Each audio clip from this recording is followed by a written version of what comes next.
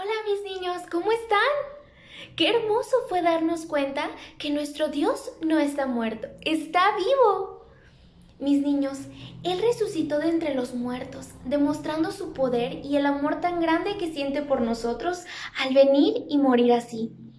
Con esto nos demuestra que no existe nadie en este mundo como Él. Pero ahora vamos a ver qué sucedió con sus discípulos después de que Jesús había resucitado. ¿Quieres saber más? Yo también. Vamos a ver. Jesús aparece a dos de sus discípulos. Lucas 24:12. En ese mismo día, dos de sus discípulos se dirigían a un pueblo llamado Emaús, mientras hablaban sobre lo que habían vivido al ver a Jesús morir y cómo lo mataron. Seguramente iban afligidos y muy tristes cuando llegó a su encuentro Jesús y comenzó a caminar con ellos y les preguntó: ¿de qué están hablando? En ese momento ellos no lo reconocieron. Entonces contestaron: ¿eres el único de toda Jerusalén que no sabe lo que ha pasado?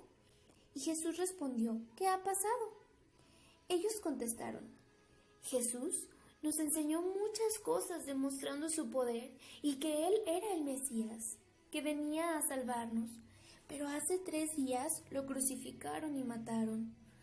Y esta mañana algunas de nuestras compañeras salieron a ver la tumba y nos dijeron que estaba vacía y que ángeles se aparecieron diciendo que Jesús está vivo. Jesús les dijo: ¿de verdad? ¿Aún no entienden todo lo que está pasando? Todo esto enseñaron los profetas que habría de sufrir el Mesías antes de subir a reinar. Luego Jesús comenzó a explicarles todo lo que la Biblia decía acerca de él. Así, niños, la Biblia anunciaba mucho tiempo antes lo que había de suceder con el Mesías.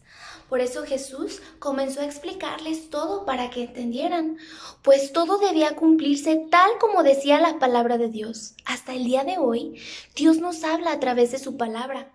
Como ya lo hemos dicho antes, la Biblia no contiene ningún error y todo lo que en ella está escrito se cumplirá. Incluso el Señor nos muestra cómo vivir para que nos vaya bien. ¿O qué sucede si le desobedecemos? Todo está en la Biblia y nos muestra en sus mandamientos cómo debemos portarnos si somos hijos de Dios, ¿verdad? Entonces, Jesús aquí estaba diciendo que la Biblia tiene valor y que no vino a quitar lo que en ella está escrito, sino a cumplirla. A veces, a nosotros, así como a los discípulos, se nos olvida de las promesas que nuestro Dios tiene para nosotros. Y esto no debe ser así. Se nos olvida que tenemos un Dios poderoso, que está vivo y que siempre está ahí para nosotros.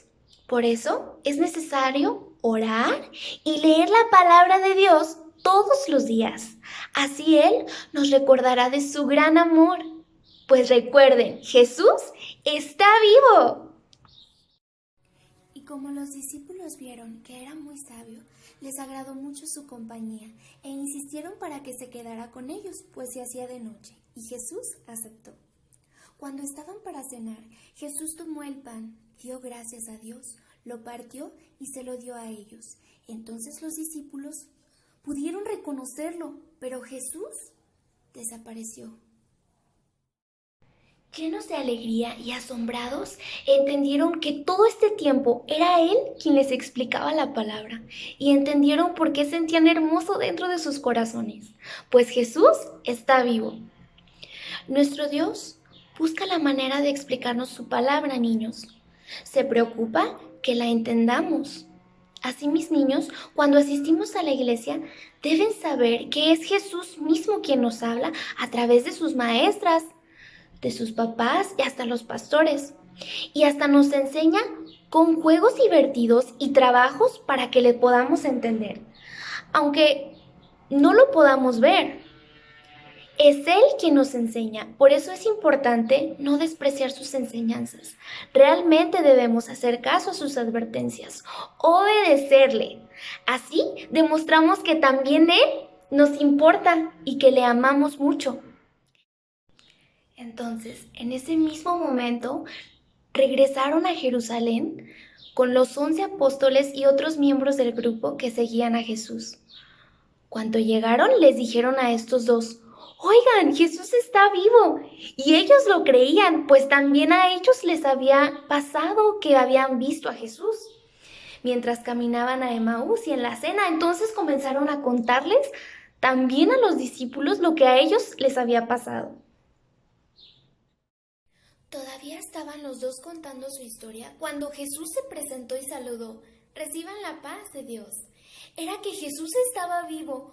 Todos se asustaron, pues pensaban que era un fantasma, pero Jesús les dijo: «Miren mis manos y mis pies, soy yo. Tóquenme, mírenme, soy yo». Pero ellos no podían creer lo que estaban viendo. Entonces Jesús les preguntó: «¿Tienen algo de comer?». Luego se sentaron y mientras Jesús comía, les preguntó: «¿Recuerdan lo que les dije cuando estaba con ustedes? Tenía que cumplirse todo lo que en la Biblia está escrito de mí». Entonces les explicó la Biblia con palabras fáciles para que entendieran. Y les dijo: «Es necesario que todo el mundo conozca de mí para que puedan ser salvados en mi nombre, de cómo vine a morir por ustedes, pues ustedes son testigos de todo esto.